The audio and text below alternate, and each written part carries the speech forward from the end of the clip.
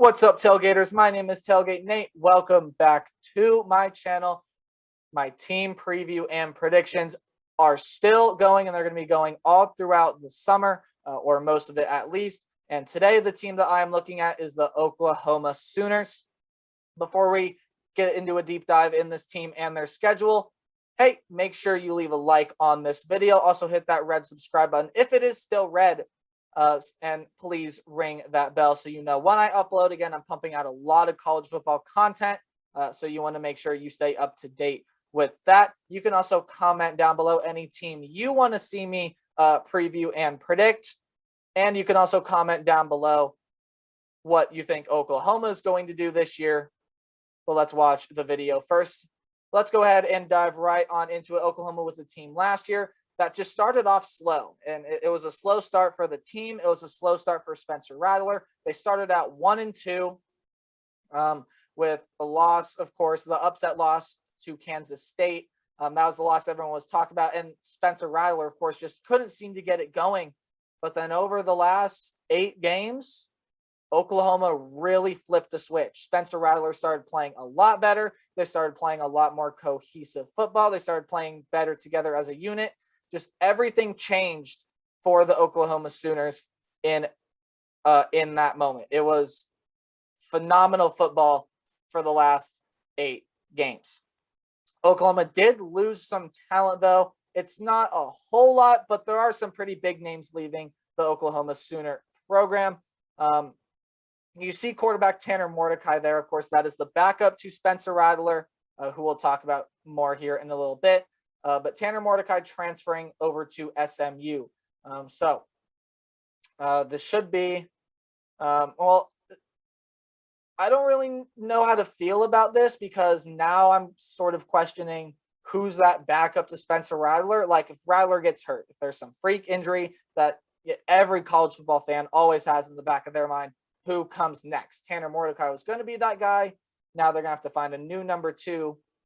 But regardless, he is gone. As is Ramondre Stevenson. He went to the NFL. The running back and another running back, TJ Pledger, ended up transferring, I believe, over to Utah.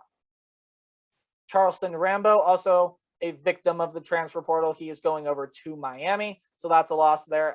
The wide receiver core was considered to be a 1A, 1B type player with Marvin Mims, possibly even a number 2 behind Marvin Mims, but was still a really good player. Oklahoma will miss him for sure. Creed Humphrey and Adrian Ely, highlight losses on that offensive line, but I think they're going to be able to replace them just fine. Not a lot of defensive production leaves, but a couple big names such as Ronnie Perkins, and then a couple of Treys in the defensive backfield. Trey Norwood and Trey Brown both go to the NFL.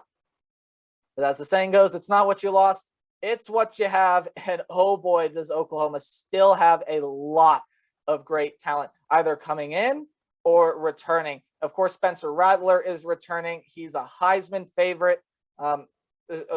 Favorites for a whole bunch of awards. Rattler is going to be a phenomenal quarterback next year. Kennedy Brooks, the running back, is also coming back. You also have Marcus Major coming back, who's probably going to end up being the number 3, because Oklahoma's getting a transfer running back from Tennessee named Eric Gray. So he should be the number 2 behind Kennedy Brooks.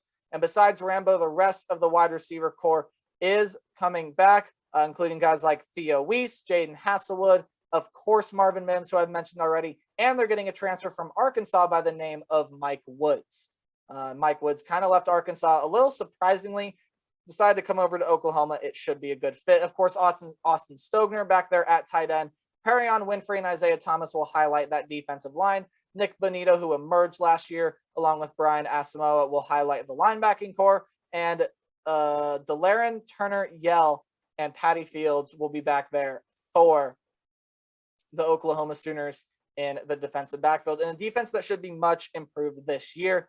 Let's go ahead and take a look at Oklahoma's schedule. We'll talk about what they did last year. They were 9-2 overall, 7-2 in the Big 12. They were Big 12 champions and ended up stomping Florida in the Cotton Bowl. They took them to school and back in that game. We're going to go ahead and talk about their schedule. If the date gets highlighted in green, it's a win. If it gets highlighted in red, of course, it is a loss. I'm going to talk about some games more than others, as they are just more interesting matchups to me. So let's go ahead and do a deep dive into Oklahoma's schedule. starting off with a road game against the Tulane Green Wave. Tulane is always a team that is there. You know, Tulane's always been a pretty decent team, but they're losing a lot of production this year. Couple running backs leaving, couple guys on the defensive side leaving Tulane. Just nowhere near the talent level that Oklahoma has. Tulane, you're going to go down. Oklahoma should get a fairly easy win to kick off the 2021 season. They should also start out 2-0. A pretty easy win there as an FCS opponent in Western Carolina comes in to play the Oklahoma Sooners, and the Sooners should take care of business in Norman against this team. Now comes the interesting non-conference matchup. The Nebraska Cornhuskers come to town to renew an old Big 12 rivalry. I've talked about it already. This was my number 10 game in non-conference games. If you want to go back and watch that video, please go back and watch that video. But I dived a little bit deeper into this game, and I definitely will dive a lot deeper come week 3 of this season. But I'm really, really excited to watch this game. Not only for the fact that I think Nebraska could be a decent team next year. I know they've been on the decline with Scott Frost, but they could be pretty good next year. And if you didn't watch a whole lot of spring football, I feel you. I didn't watch too much. That's why I've been catching up with a lot of tape. I didn't watch too much live, of course. Watched a lot of tape, and Oklahoma looks like the best team in the country. So you say, well, how can Nebraska win this game? Nebraska has some solid talent. They're bringing in some guys from the transfer portal to replace guys that they've lost. They're returning a lot of defensive talent, and their defense should only improve this year. I would be surprised if it got any worse or stayed the same. This is an interesting matchup. Nebraska's going to want to win this game. They've been hearing about how good Oklahoma is, and of course, Nebraska fans have been giving it to them on just how Nebraska needs to just do something. Make a bowl game, please. But this game is not going to help Nebraska's cause of doing that. Again, did you watch Oklahoma in the spring? They just look way too good.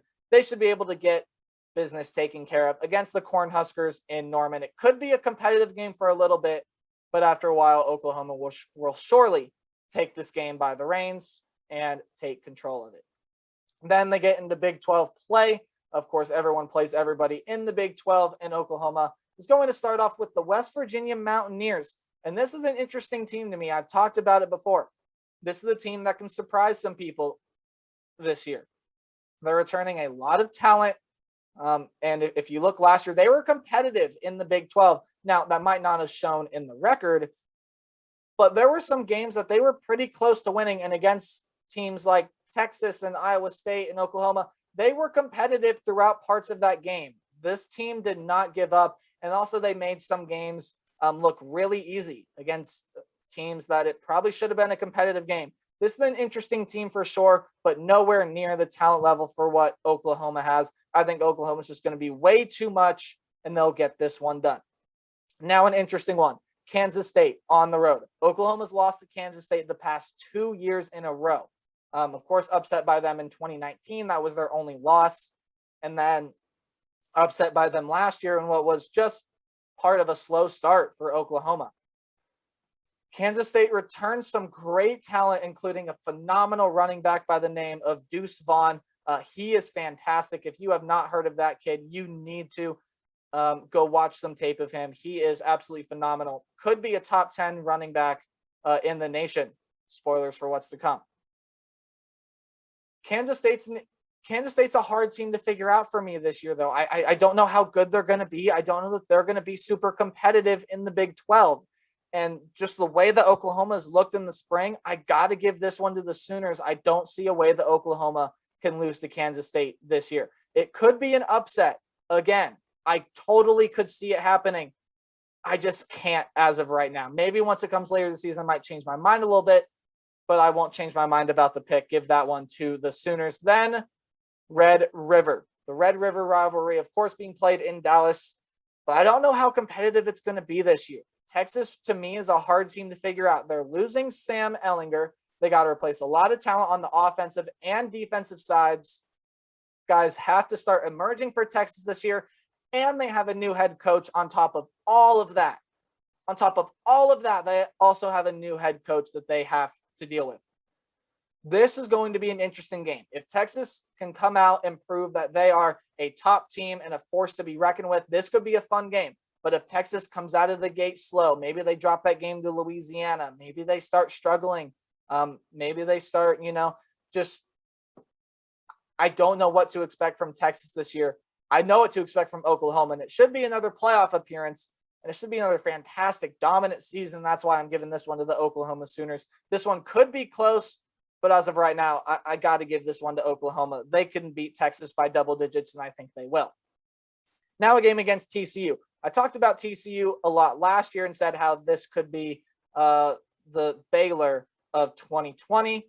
But of course, 2020 being what it was, TCU didn't even get into the top 25 poll last year, which is a rarity for this program. They should get back there sometime next year. They got a lot of talent that was young last year that is matured and is more experienced now. It could be a little bit of a tricky game for Oklahoma. I could see this one being close for a little bit, but ultimately, in the end, I think Oklahoma's more built to play 4 quarters than TCU, especially on the defensive end, although Gary Patterson usually has a pretty good defense at TCU. So it could be an interesting one, but I think Oklahoma all around is the better team, and I'm going to give that one to the Sooners. They're going to kill Kansas. Texas Tech. Now talking about the Red Raiders of Texas Tech. They're an interesting team to me. Tyler Shuck is going to be their quarterback. He's coming in from the transfer portal. Should be the starter there at Texas Tech as Alan Bowman transferred over to Michigan. Sir Roderick Thompson is back there in the backfield as well. Now, is he a top 10 running back? Definitely not. Is he a top 25 running back in the nation?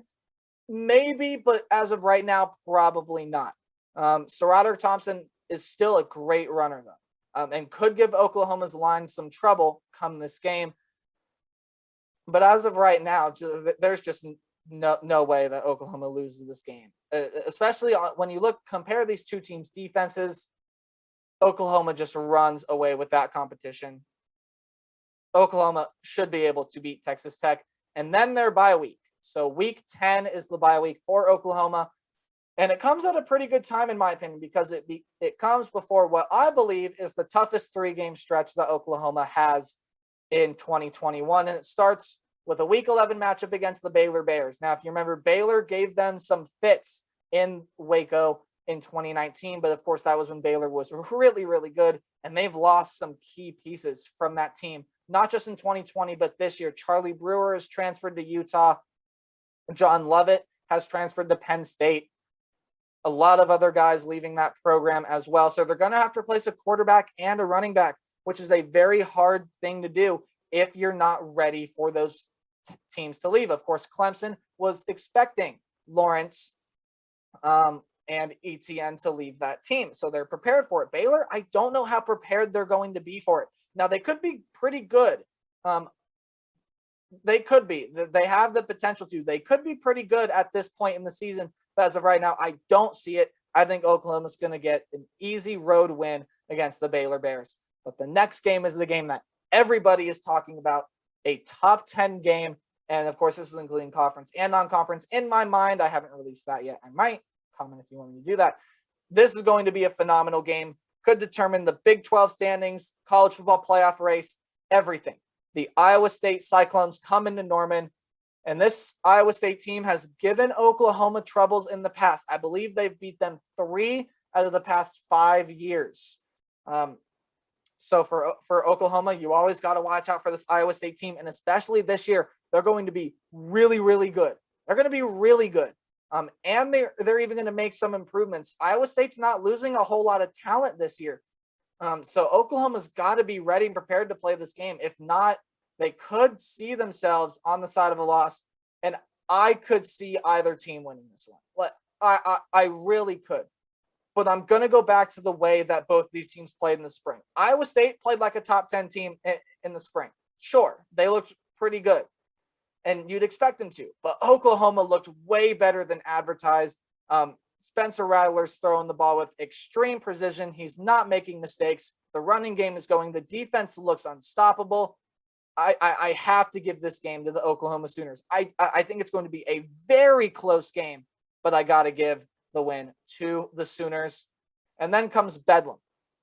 Bedlam's always usually a high-scoring game, but Oklahoma's defense this year should be one of the best in the Big 12, if not the best in the Big 12, and could be up there with one of the top in the country. I just talked about a little bit with Iowa State, but this defense looks really good. Could be the best Big 12 defense we've seen in a long time, and a championship-winning defense at that.